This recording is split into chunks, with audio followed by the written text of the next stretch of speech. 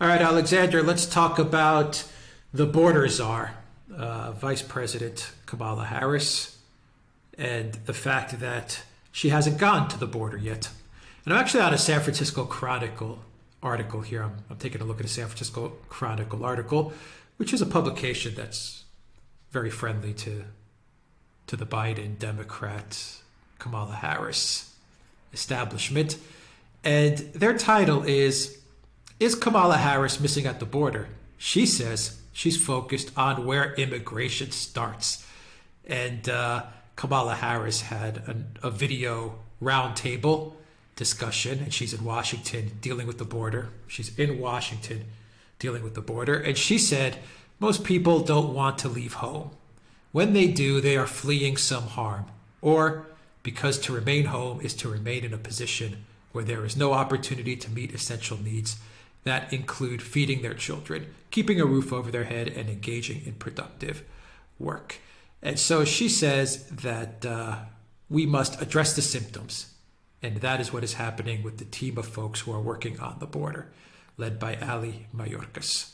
And she's basically saying that the problem has to be dealt with in Washington and be dealt with the reasons why people are fleeing to the United States. So she doesn't really, what I read from this article is she doesn't really need to go to the border because that's not the problem after all. So what do you make of the vice president's leadership on this terrible issue here going on at the border? I mean, a real catastrophe. What do you make of it? Absolutely. And what you've just described is an abdication of leadership because, of course, obviously there may be underlying problems and underlying issues, but there is also an immediate crisis. And I don't think there's any real dispute any longer that there is an actual crisis on the border. In March, apparently 19,000 unaccompanied minors crossed the border. I think something like 170,000 people crossed the border. There are problems. The people who are in charge of trying to control the border are now massively overextended. There's confusions about policy and about what to do. And the obvious thing to do, the first thing you do if you are a crisis manager and you have a crisis like this on your hands, is that you go to the place where the crisis is, you speak to the people who are trying to control things there, you find out what needs to be done, what those people who are trying to deal with the crisis think and want you to do, and then you try to organize it. I mean, when Kamala Harris says that the right thing to do is to remain in Washington and to look at the underlying problems, what that says to me is that she's not going to do anything about the border. I mean, even if there was a real intention to deal with these underlying problems, and let's be quite clear, these are hugely intractable problems. I mean, are you going to solve the problem of, drug wars in South America, in a few weeks? Are you going to solve the problems of economic crisis in South America in a few weeks? Are you going to end the problems of the favelas in places like Brazil and the barrios in Colombia? Or is all that going to be resolved in a few weeks? But even with the best will in the world, if you really had the best intentions and the will to do all of these things, that's a solution. That would require work. That would take decades. Whereas the problem at the border is now. It can't wait decades. So what Kamala Harris is saying when she says these things, I don't know whether she realizes it, but what she means is that she's not actually going to go to the border. She's going to allow the situation in the border to continue to spiral out of control in exactly the way that it has. The crisis there is going to get worse, and she's not interested in dealing with it. As far as she's concerned, presumably it is not a crisis, because I do wonder sometimes whether at some level she really wants it to happen like this, because she doesn't really have any objections to immigration or to open borders at all. But anyway, I mean, it's a bizarre comments. extraordinary statements. And as I say, it's not leadership, it's not crisis management, it's the negation of those things. Well, why should they care? Why should Kamala Harris care about the border? Why should she go down to the border when she knows that the Democrats aren't going to speak up about it? So the Democrats in Congress or the Senate are not going to say anything. Many of the Republicans are not going to speak up about it or say anything. To be fair, there will be some Republicans who will capitalize on the crisis and the tragedy that's taking place on the border and the mismanagement that's taking place. But we also know there will be a lot of Republicans who will not say a thing, because what's happening at the border is also in their best interests, or let me put it another way, it's in their patrons' best interests, what's happening at the border. So they'll remain quiet. And most importantly, Kamala Harris, the Democrats, the entire DC establishment knows that the mainstream media will not report on it. They'll definitely not report on it the way they reported on stuff that was going on at the border. Imaginary stuff, in my opinion, that was going on the border during Trump's tenure as president. So she doesn't really have a need to do anything, does she? Well, I don't think she particularly cares about the border. I don't think she thinks this is a crisis. I think a lot of Democrats don't think it's a crisis. I'm sure most of them don't, actually. I'm sure that the left of the Democratic Party, frankly, doesn't really believe in border controls anyway. And you're absolutely right. Lots of the Republicans aren't particularly bothered about it either, because from their point of view, their patrons are not averse to seeing cheap workers and cheap labour coming across the border, and from that, and therefore don't object to it. But why should she care? Because the American people care. I mean, I want to say this very clearly. I mean, every opinion poll that I have seen shows that the immigration, this kind of uncontrolled influx of people along the border, is for many people a very serious issue. And it's not just, of course, people who are crossing the border. It's not just unaccompanied minors who are crossing the border in their thousands. It is also, of course, other things, guns, drugs, you name it. If you don't have a border, all those come across the border. You don't have a control over your border, all that also crosses your border. And the American people do care about these things. But the political class, of which, of course, Kamala Harris is the epitome, apparently don't. They're not fussed. She's, the border czar, but of course she doesn't actually go there. She's the crisis manager, but she doesn't believe there is a crisis. She prefers to stay in Washington and talk about problems in South America, which I don't in any way dispute that they exist, by the way, but they're not going to be solved tomorrow or next month or next year or even, this side of a decade. So when she talks like that, what she's basically saying is she doesn't care, she's not interested, she doesn't want to go to the border. The reason she doesn't want to go to the border, by the way, Byron York did a good piece about this, is that, of course, if she did go to the border, she would be confronted with the reality that the situation there was out of control. And, of course, at that point, it would be much more difficult to pretend in the media and elsewhere that was not the case. So she stays away from the border, doesn't do anything about the border, talks about these, grand things about changing South America. The media is happy. The Democrats are happy. Some Republicans are happy. Some very rich people in the United States are happy. Most Americans are not happy. And that seems to me a strange state of things in a country where government is supposed to be of the people, by the people, for the people. Isn't that what the United States was supposed to be all about? But not any longer, it would seem. Well, I think we learned, or at least we got the answer to that question on November 3rd.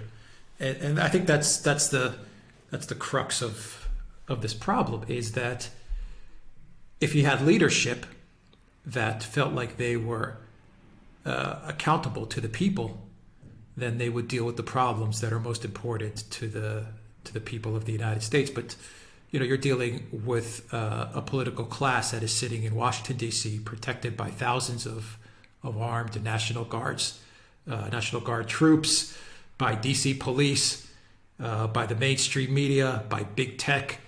They don't really feel accountable to the needs of the people anymore, do they? And I'm starting to wonder, who are they hiding more? Biden or Harris? Well, themselves, both of them, and the rest of the political class also. They don't want to address these issues. They don't want to solve them. I mean, to be very clear, the problems of the border are fixable. You can certainly do things about the border if you want to do them, but they're not interested in them. They're not really motivated to do anything about them. They will let the situation in the border spiral on, and they don't see a problem there.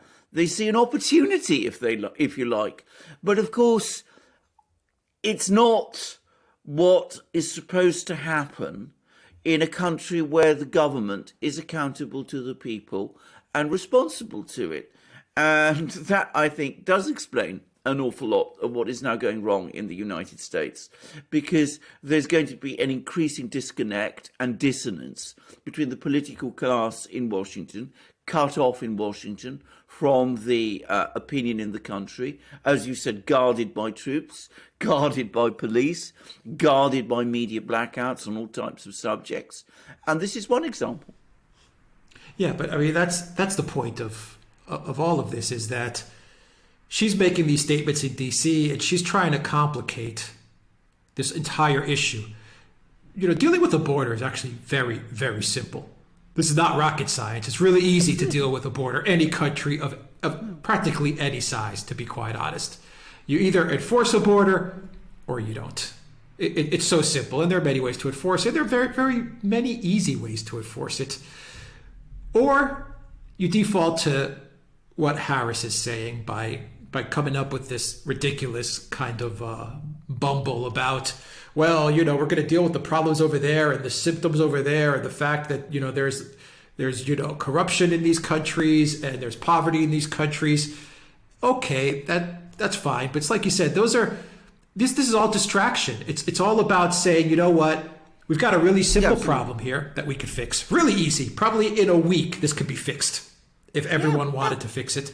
But you know what? We're going to talk about everything going on over there, because what's going on in other countries, internally, what's going on in other countries is complicated stuff. So let's focus there and just not deal with this, which just shows they purposely don't want to deal with it.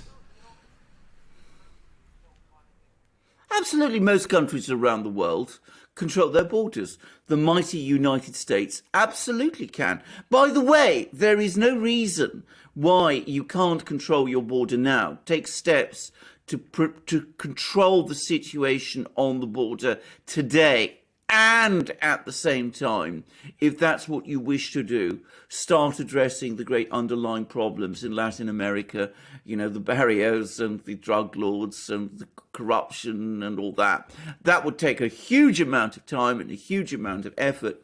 And I have to say, always, there's the worry that American solutions to Latin American problems may not be the correct solutions, but that's another story. But in theory, and indeed in practice, you could actually go about doing both. But what Harris is actually going to do is she's going to talk about these big intractable problems, but nobody really believes that she's going to do anything about them. And she's not going to do anything about the border either. And I'd add something else. If you are a border officer trying to control things along the US's southern border, you must be asking yourself increasingly, what am I doing here? The people in Washington don't care about me. I'm not getting any backing. The person who's in charge isn't turning up and talking to me or my colleagues or my friends who are also trying to do these things. Those sort of people are not just overwhelmed, they must be getting increasingly demoralized, and they must be feeling that they're no longer getting the backing in Washington. So how many of those people are going to remain in their jobs? How many of them are going to quit before long? then you get an even more greater crisis in your hands, on your hands. And who are you going to find to replace those people when they all go? Who is going to want to take that job? Are they going to be people of the same caliber as the people who are leaving? Because that's the problem that you have. If you face a crisis, you have a crisis, you need to go and face it. You need to speak to the people who are dealing with it. You need to find out very quickly what needs to be done. As you absolutely rightly say, that is something that the mighty United States could certainly do. But of course, it's not being done. And the people on the border who are trying to cope with all these problems must feel totally let down and increasingly questioning whether, frankly, what they're doing has any point. Because clearly the government of the United States, the president, the vice president, the administration isn't interested in them and isn't interested in the problem that they're facing. So a lot of those people will quit and they'll go and find and look for jobs elsewhere. Okay, my final question, comment. Maybe they don't want to send Harris to the border because aside from all these other things we've been talking about, you have the issue that Harris isn't very likable. I mean, she couldn't even get to the primaries of her own party. She has a problem exhibiting empathy for other people. And she has this, she gaffes a lot. She laughs a lot uncontrollably. And she has this kind of aura about her, yes, which lacks empathy and lacks that, she doesn't have that presidential quality, that leadership quality to her, that stoic kind of leadership quality to her. And maybe her PR handlers are afraid that if she goes to the border to a situation where, on the one hand, she has to speak with border control and officers who are doing a very dangerous and difficult job, and on the other hand, she has to then change gears and speak with people that are fleeing from terrible situations, and she needs to exhibit empathy with them as well.